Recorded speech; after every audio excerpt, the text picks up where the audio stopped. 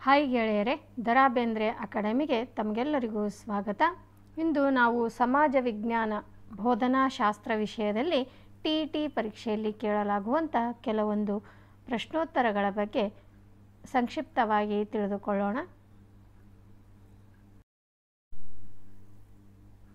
ಮೊದಲನೇ ಪ್ರಶ್ನೆ, ಇತಿಹಾಸ ವೈಜ್ಞಾನಿಕ ಅಧ್ಯಯನ ಮತ್ತು ಗತಕಾಲ ಸಂಪೂರ್ಣ ಅಧ್ಯಯನ ಎಂದವರು ಖ್ಯಾತ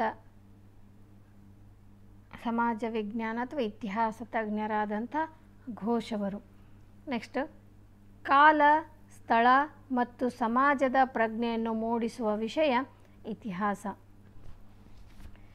ಘಟನೆಗಳು ಮತ್ತು ವರ್ಷವನ್ನು ಪ್ರಸ್ತುತದಿಂದ ಹಿಂದಕ್ಕೆ ಕ್ರಮಾನುಗತವಾಗಿ ಪ್ರತಿನಿಧಿಸುವ ಕಾಲರೇಖೆ.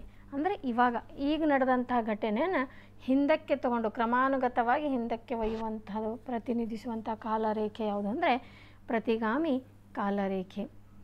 ನೆಕ್ಸ್ಟು, ಹೋಲಿಸುವುದು ಮತ್ತು ವ್ಯತ್ಯಾಸವನ್ನು ಮಾಡುವುದು ಎಂಬ ನಿರ್ದಿಷ್ಟ ಕವು ಕಂಡುಬರುವ ಬೋಧನಾ ಉದ್ದೇಶ ಯಾವುದು ಅಂದರೆ ತಿಳುವಳಿಕೆ.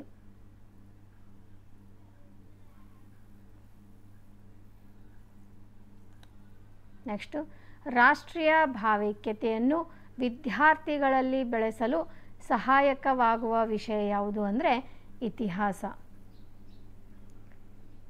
ಯೋಜನಾ ವಿಧಾನದ ಕಡೆಯ ಹಂತವೆಂದರೆ ಯೋಜನೆಯನ್ನು ದಾಖಲಿಸುವುದು. ಸಮಸ್ಯೆ ಪರಿಹಾರ ವಿಧಾನದ ಮೊದಲ ಹಂತ ಯಾವುದು ಅಂದರೆ ಸಮಸ್ಯೆಯನ್ನು ಗುರುತಿಸುವುದು.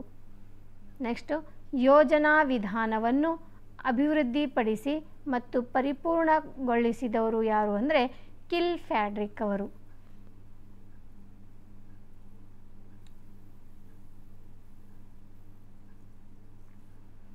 ಒಂಬತ್ತನೇ ಪ್ರಶ್ನೆ, ತಮ್ಮ ಸ್ಥಳ ಪರ್ವತಗಳ ಬಗ್ಗೆ ವಿದ್ಯಾರ್ಥಿಗಳಲ್ಲಿ ಗೌರವವನ್ನು ವೃದ್ಧಿಸಲು ಸಹಾಯ ಮಾಡುವ ಭೂಗೋಳಶಾಸ್ತ್ರದ ಬೋಧನಾ ವಿಧಾನ ಯಾವುದು ಅಂದರೆ ಪ್ರಾಂತೀಯ ವಿಧಾನ ಅಂತಂದು ಹೇಳ್ತಾ ಇದ್ದೀವಿ.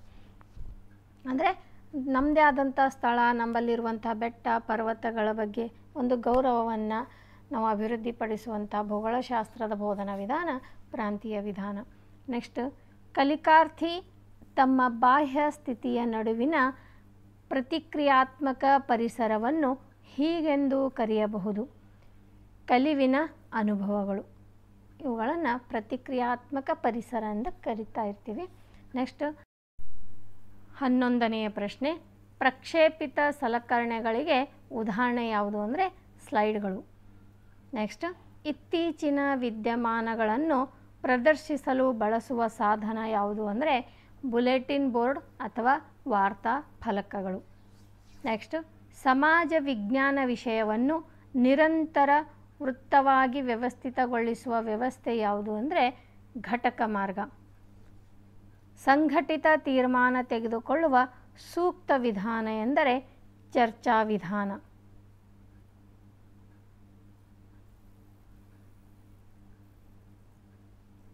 15ನೇ ಪ್ರಶ್ನೆ, 3 ಆಯಾಮಗಳ ಬೋಧನಾ ಸಲಕರಣೆಗೆ ಉದಾಹರಣೆ ಯಾವುದು ಅಂದರೆ ಮಾದರಿ, ಮಾಡೆಲ್ಸ್ಗಳಂತ ಹೇಳ್ತಾ ಇರ್ತೀವಿ. ನೆಕ್ಸ್ಟು, ವಿದ್ಯಾರ್ಥಿಗಳಲ್ಲಿ ಸ್ಥಳದ ಸಂಬಂಧವನ್ನು ವೃದ್ಧಿಸಿಕೊಳ್ಳಲು ಸಹಾಯ ಮಾಡುವ ಸಾಧನ ಎಂದರೆ ಭೂಪಟಗಳು. ಸ್ಥಳದ ಬಗ್ಗೆ ಅವರಲ್ಲಿ ಒಂದು ಸ್ಥಳ ಇನ್ನೊಂದು ಸಂಬಂಧವನ್ನು ವೃದ್ಧಿಸಿಕೊಳ್ಳಲು ಅಥವಾ ಒಂದು ಸ್ಥಳದ ಕಲ್ಪನೆಯನ್ನು ಮೂಡಿಸಿಕೊಳ್ಳುವ ಸಲುವಾಗಿ ನಾವಿಲ್ಲಿ ಭೂಪಟಗಳನ್ನು ಬಳಸುವುದು ಉತ್ತಮವಾದಂಥ ಸಲಕರಣೆ ಸಾಧನೆಯಾಗಿದೆ ಅಂತ ಹೇಳ್ಬೋದು. ನೆಕ್ಸ್ಟ್, 17ನೆಯ ಪ್ರಶ್ನೆ, ವಿದ್ಯಾರ್ಥಿಗಳಲ್ಲಿ ಕಾಲ ಮತ್ತು ಸ್ಥಳದ ಬಗ್ಗೆ ಪ್ರಜ್ಞೆಯನ್ನು ವೃದ್ಧಿಸಲು ಇತಿಹಾಸವನ್ನು ಈ ವಿಷಯದೊಂದಿಗೆ ಸಹಸಂಬಂಧ ಹೊಂದಿರಬೇಕು. ಅಂದರೆ ಇಲ್ಲಿ ಕಾಲ ಮತ್ತು ಸ್ಥಳದ ಎರಡೂ ಪ್ರಜ್ಞೆಯನ್ನು ನಾವು ವಿದ್ಯಾರ್ಥಿಗಳಲ್ಲಿ ಮೂಡಿಸಬೇಕಾದ್ರೆ ನಮಗೆ ಇತಿಹಾಸದ ಜೊತೆಗೆ ಇನ್ನೊಂದು ಭೂಗೋಳಶಾಸ್ತ್ರದ ಜೊತೆ ಕೂಡ ಸಹಸಂಬಂಧವನ್ನು ಹೊಂದಿರಬೇಕಾಗುತ್ತದೆ.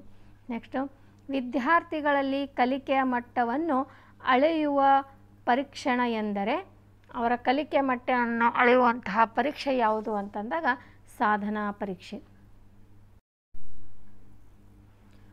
ನೆಕ್ಸ್ಟ್, 19ನೇ ಪ್ರಶ್ನೆ, ಕಲಿಕಾರ್ಥಿಯಲ್ಲಿ ಕಲಿಕೆಯ ಕೊರತೆ ಮತ್ತು ಸಮಸ್ಯೆಯನ್ನು ಪತ್ತೆ ಹಚ್ಚಲು ಸಹಾಯ ಮಾಡುವ ಪರೀಕ್ಷೆ ಯಾವುದು? ಅಂದರೆ ಕಲಿಕಾರ್ಥಿ ಅಂದರೆ ವಿದ್ಯಾರ್ಥಿಯ ಎಷ್ಟರ ಮಟ್ಟಿಗೆ ಕಲಿಕೆ ಕಲ್ತಿದ್ದಾನೆ, ಅಥವಾ ಆ ಕಲಿಕೆಯಲ್ಲಾದರೂ ಏನಾದರೂ ಕೊರತೆ ಉಂಟಾಗಿದೆಯೋ, ಅಲ್ಲಿ ಕಲಿಕೆಯಲ್ಲಿ ಸಮಸ್ಯೆ ಉಂಟಾಗಿದೆಯೋ ಅದನ್ನು ಪತ್ತೆ ಹಚ್ಚುವ ಮಾಡುವಂತಹ ಪರೀಕ್ಷೆ ಯಾವುದು ಅಂದರೆ ನೈದಾನಿಕ ಪರೀಕ್ಷೆ. ಅಲ್ಲಿ ಕಲಿಕೆಯ ಮಟ್ಟವನ್ನು ಅಳೆಯುವ ಪರೀಕ್ಷೆ ಅಂದಾಗ ಸಾಧನಾ ಪರೀಕ್ಷೆ. ಇಲ್ಲಿ ಕಲಿಕೆಯ ಸಮಸ್ಯೆಗಳ ಕೊರತೆಗಳನ್ನು ಪತ್ತೆ ಹಚ್ಚಲು ಸಹಾಯಕವಾಗುವಂತಹ ಪರೀಕ್ಷೆ ನೈದಾನಿಕ ಪರೀಕ್ಷೆ ಅಂತ ಹೇಳ್ತಾ ಇರ್ತೀವಿ.